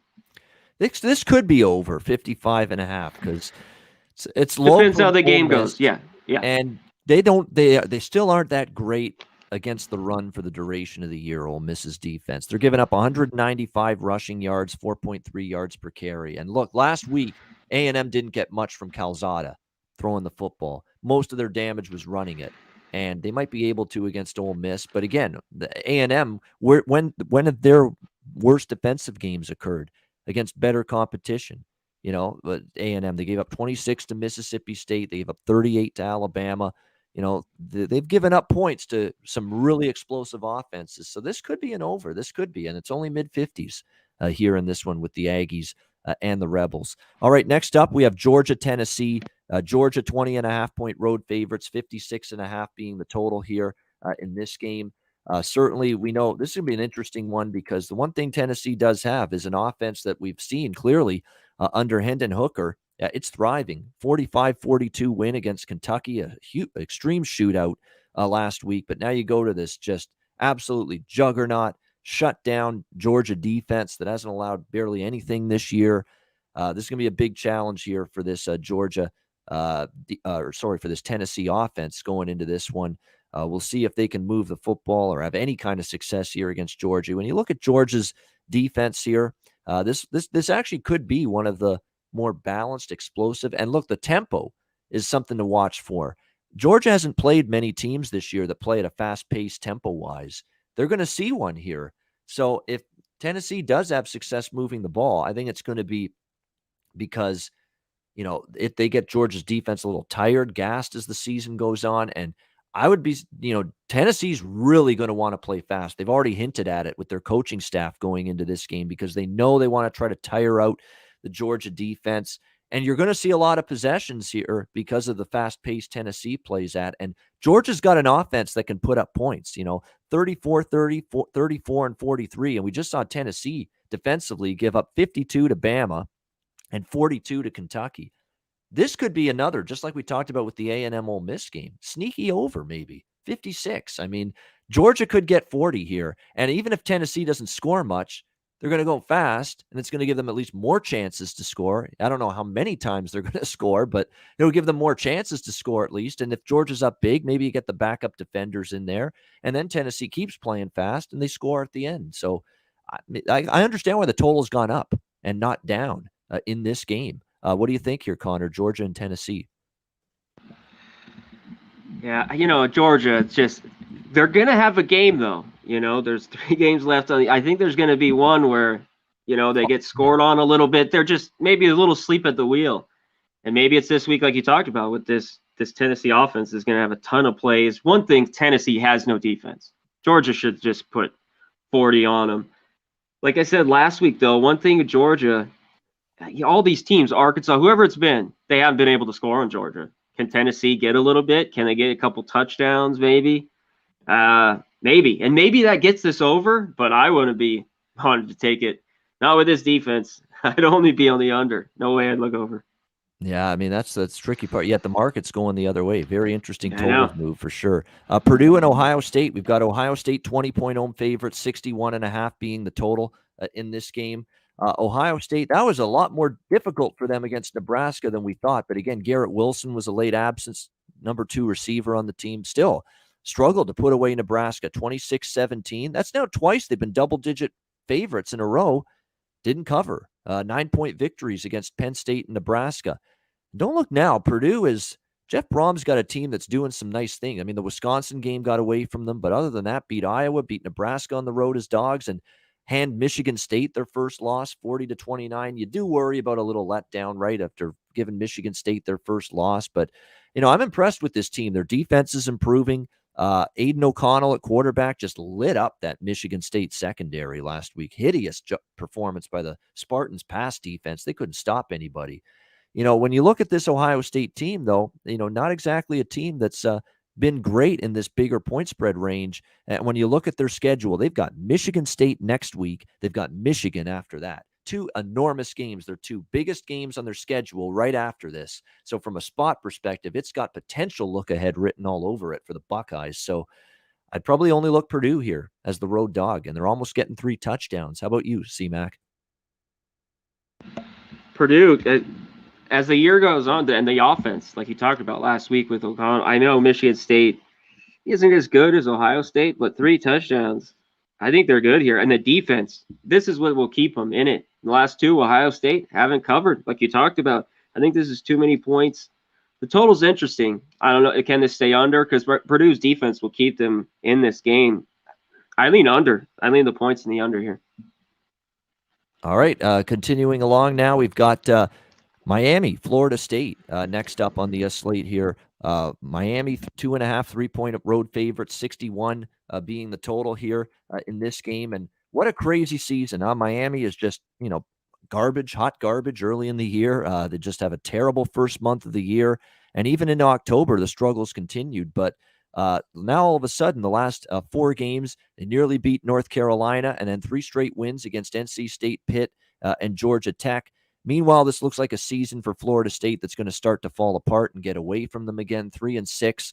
They've lost a few games in a row, 2 in a row against Clemson and NC State. Predictably losing to NC State last week. I like the Wolfpack in that game against the Noles after the Noles had that tough loss against Clemson where they really battled in that game. I think it's going to be tough for Florida State here against Miami. Miami's the hot team. Florida State's not. Probably less than a field goal. And again, I don't want to lay big points with Miami, but in a price range where a win probably cashes your ticket, this is where I'm more comfortable backing Miami. So I'll probably lean Hurricanes here. What do you think, C-Mac? If I can get a 3, I'd lean Florida State. I think this is a field goal game here. We talked about it last week. The 10 was way too much, and they that this might have been a look-ahead spot for Miami. They won 33-30 against Georgia Tech. I think this is just going to be close in the end. I think Miami's going to give it up. I think this is a real tight one, field goal type game. So I'll wait. Maybe I get a 3, or maybe I'll just roll with Florida State money line, and I'd look over. I think it just gets over. Miami's kind of been over. Some people pushed last week. Some people, if you waited, that dropped to 62.5, you got the win, like I did in that Georgia Tech Miami game on the over. So over, 4 straight overs for Miami. All right, UAB Marshall. We've got Marshall, 5-point home favorites here in this one, 55 the total. Going into this one, UAB with a 52-38 win. Not exactly a great defensive game. That's 2 weeks in a row, UAB's defense, which has been good the last couple of years. Not so good all of a sudden lately. Marshall with a 28-13 win against Florida Atlantic. We know they've got a pretty good offense with Grant Wells. I don't have a huge opinion on the side, but this would be an overlean for me. Marshall plays fast, up-tempo offense, and UAB's defense hasn't been as good the last couple of weeks. But their offense, like I say, with Dylan Hopkins at quarterback, he's still been solid enough moving the football, and they've been able to run it, led by Dwayne McBride pretty well. And Marshall's defense is a little bit up and down. They've given up, 165 rushing yards, almost 200 rushing yards. And that's the strength of UAB, Conor, Mac. They want to run the football, and Marshall's run defense hasn't been good. So I think points both ways here, UAB Marshall over. I believe it's a revenge game, too, for Marshall because UAB beat them in the Conference USA Championship game last year. Oh, so, yeah, I remember. Revenge spot for Marshall. I don't know if I want to lay 5.5, though. I might just stick to I think the over is a good bet here. What do you think, C-Mac? We'll see. It'll be a total different game than that championship game, like you talked about. Wells couldn't make a pass. He couldn't complete a pass to Oh, it was anybody. ugly. Yeah. And it was so ugly. Different teams, though. So to start the year, would they have 8 straight unders? And the Georgia game went over. That was the lone one. So 8 out of 9, 7 out of 8. The 56-7 loss that UAB had. But the loss to Rice, they gave up 30, that shocking one. And then the 52-38 to La Tech. La Tech just doesn't have a defense, though. But to give 38, that is a lot. I don't know about the total, but I'll lean the points with UAB. I don't trust Marshall. They're a tough team for me to read, but I'd lean UAB with the points. All right, next up, we've got Arkansas, LSU. Arkansas, 2.5-point road favorites, 59 the total in this one. Look, Arkansas definitely is not has cooled down a little bit after that start. Remember, we were just so impressed beating Texas A&M earlier in the season, and then they had a really rough gauntlet of games, right? Georgia, Ole Miss, by 1 point they lost to Ole Miss, to Auburn, who's been better than a lot of people thought. And then, of course, they had a bye week going into the Mississippi State game, and not pretty, but they found a way to pull it out 31-28. I don't know if LSU is going to reach back for a strong performance here. I was actually impressed with the effort from LSU, especially defensively against Alabama. I mean, to hold them to 20 points, Bryce Young, 302 passing yards, but really to shut down the run game. When do you see Alabama with 6 rushing yards in a game? And that's exactly what you saw against LSU last week. So I was very impressed with that. Where was LSU all year, though? Where the hell was it? It just showed up last week. Sorry, go ahead. I know. They've been a brutal defensive team in so many games. And then last week against Alabama, their defense does everything in their power to give them a chance at the massive upset. So give LSU credit, but you fight and you battle that much and they fall short. I don't know if they've got a ramp it up again type of performance and effort in them for a second straight week here against Arkansas. And again, you just bet the winner of the game, you cash your ticket, and I still think Arkansas is better. So I'm going to lean Arkansas on this one. What about you? I have nothing really on this game. It just seems flat. LSU, those catching points, can they play that way again? Coming back home? It seems kind of like a sleepy spot. I've kind of, since the beginning, the last, first 4 or 5 weeks, we're on Arkansas. Last week, it was too many points. I don't know about them as favorites here, even at 2.5. One thing I'm looking at, it just might be too many points, is because LSU's defense last week. Arkansas games of 3 straight overs, and they've gone over. They've been over the 59 here, the 60. So I don't know what LSU defense I'm going to get. So I'm off the total as well. All right, we have UTEP, North Texas. UTEP, 1.5-point road favorites, 55 the total in this game. The UTEP Miners been one of the best stories in college football this year in terms of the turnaround. They're 6-3. Now, granted, most of the wins were a weak schedule. New Mexico State, Bethune-Cookman, New Mexico, Old Dominion, Southern Miss, Louisiana Tech were the wins. But they've had some good wins there. But the last 2, they played Florida Atlantic. They lost, but they covered in that game. And then they got drubbed by UTSA, which is no shame in that. They're the class of Conference USA. So it's a situation here where we've got UTEP and North Texas, where North Texas, I know last week they got the win against Southern Miss 38-14. That's back-to-back wins here for North Texas against Rice and Southern Miss, and they covered and gave Liberty a pretty tough game before that. But you're still asking them to win again for a 3rd straight week, and UTEP here is still the team that I think could find a way to win this football game when it's all said and done. And look at last year. North Texas won, but 45-43. It was a back-and-forth game throughout. And I think you're starting to see, by the way, this offense for UTEP start to come alive and play better. Their defense on the flip side is good, but again, you see when they play some better offenses, they can struggle. They'll find one here. I like the UTEP side. I like the over as well at 55 here. What do you think, Conor? I don't know what the hell you're going to get. North Texas has played better. They're a team who shit the bed for me in multiple spots. So, and with this, I wouldn't want to take them. Yeah, UTEP got their ass kicked early last week's game. UTSA took it to them. I'd lean over as well. But this is the one. What you already bet this game? You gave it out? Yeah, you already bet UTEP over. Yeah. Okay. Yeah, this is the game I have no opinion on.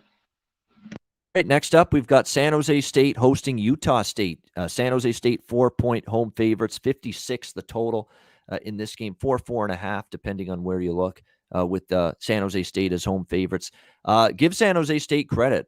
What a battle with them in Nevada last week. And Nevada ends up getting the game-winning field goal with time expiring to take a 27-24 victory over San Jose State. Tough loss for the Spartans. They played pretty well, especially on defense, but Carson Strong puts the drive together when he needs it. They got a boost from Nick Starkel being back at quarterback in that game for San Jose State, and obviously it's a huge upgrade for the offense. How about Utah State? 4 straight wins for them against UNLV, Colorado State, Hawaii, and New Mexico State.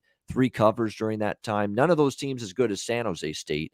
That's the one concern, but I like what I'm seeing from them under Blake Anderson. 7-2 they are now this year. Logan Bonner's been great at the quarterback spot. And now that San Jose State has Nick Starkel back, could you look over the total in this game? Potentially. 56 here is the total. Overs have cashed, believe it or not, 4 of the last 6 San Jose State games. A few years ago, it was 62-24, and these teams have had a dominant over series history.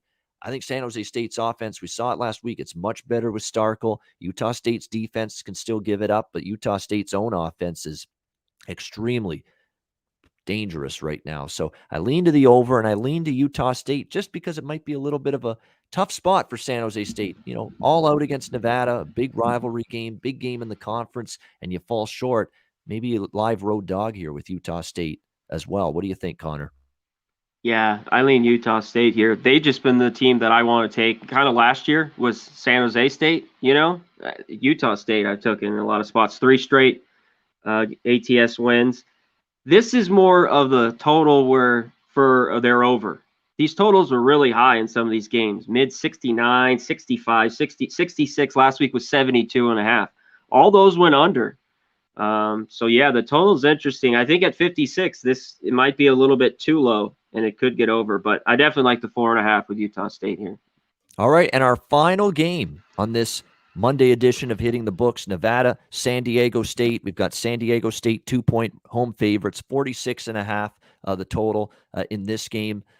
San Diego State taking the money here in this game because Nevada was a road favorite when the line opened, and now San Diego State 2-point favorites here in this game.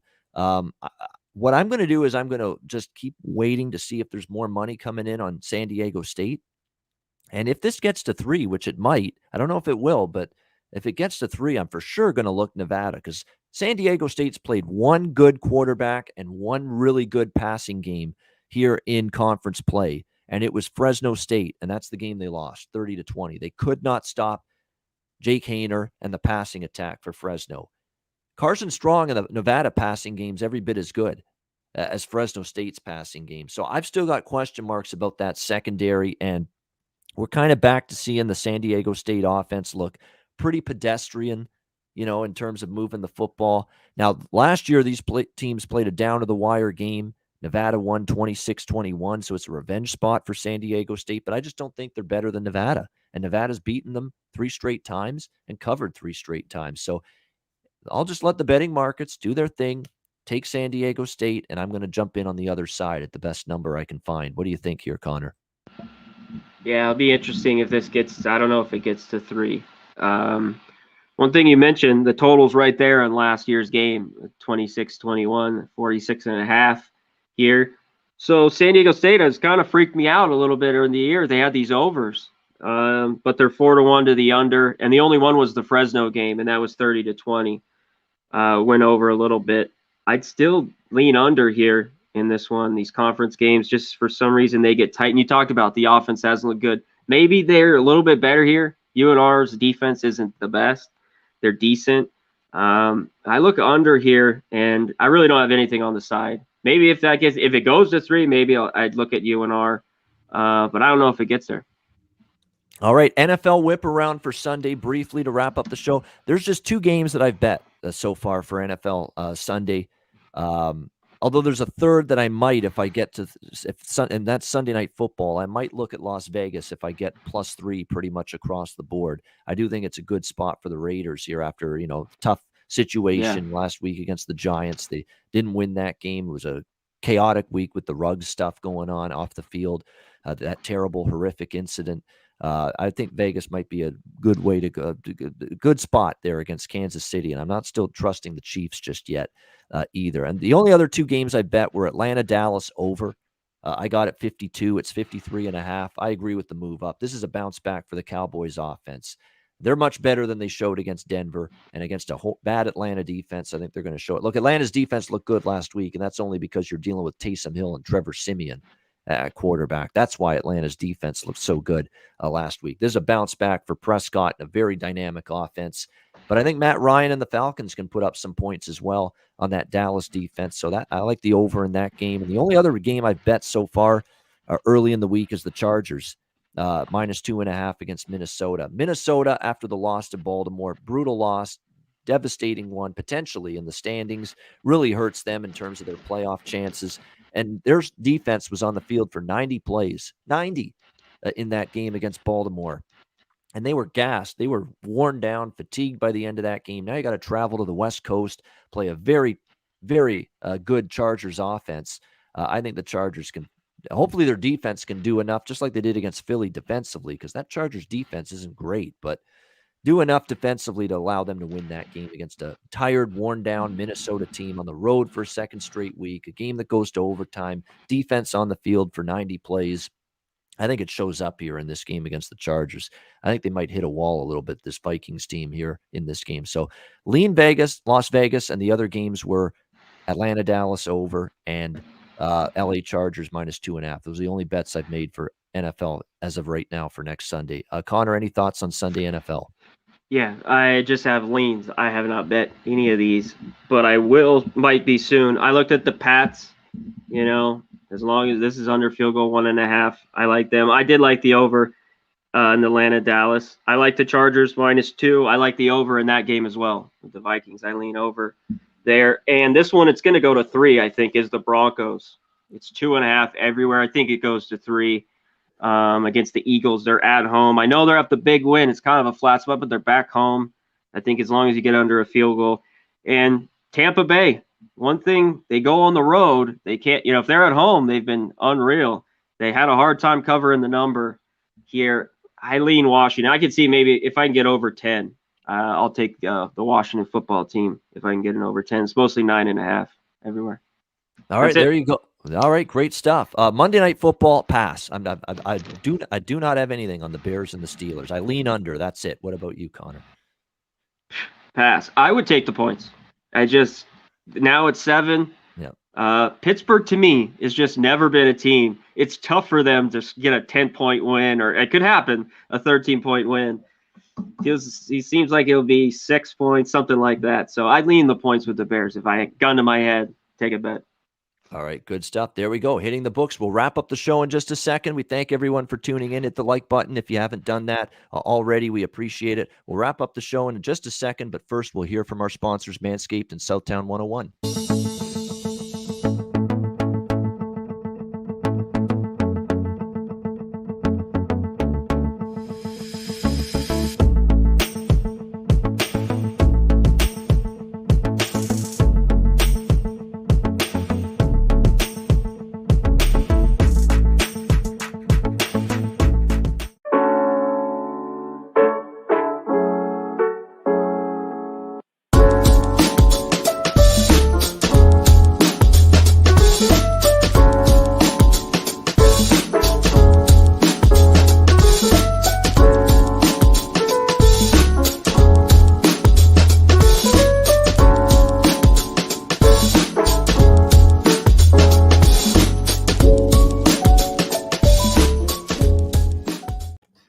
All right, Southtown 101. When you're in San Antonio, Texas, stop in. Great food, drinks, live music, DJs, and karaoke. Southtown 101. Manscaped promo code PubSports. 20% off your purchase. Lawnmower 4.0 or any Manscaped product using promo code PubSports. And MyBookie.ag, promo code PubSports. NBA, NHL, lots of football left. College basketball starts tomorrow. Can't wait for that. Make sure you watch Maxwell Smart and Conor Mack College Basketball Show daily here on the channel. It's going to be a lot of fun. And college basketball gets underway tomorrow. You're fired up, huh, Connor? Oh, man, I'm pumped. Pumped. And you've always said college basketball is one of your favorites. So make sure you It tune is. in and watch Maxwell Smart and Conor Mack college basketball right here on Pub Sports Radio. So sign up for an account, mybookie.ag. November's that month when all the sports happen at once. Get involved. Sign up for an account. Bitcoin accepted currency for your deposit at mybookie.ag, promo code PubSports. All right, that is going to wrap up Hitting the Books for this week. We're back every Monday throughout the rest of the football season right here on Pub Sports Radio with Hitting the Books, 1 p.m. Eastern, 10 a.m. Pacific. Going by Final fast. words, Connor. No, it's going by so quick. Fuck, it's like week, college football. We were week 9 or 10. But it's all right. College basketball is on its way tomorrow. I know college football and NFL, it's hard to believe it's half over for both sports, but here we are.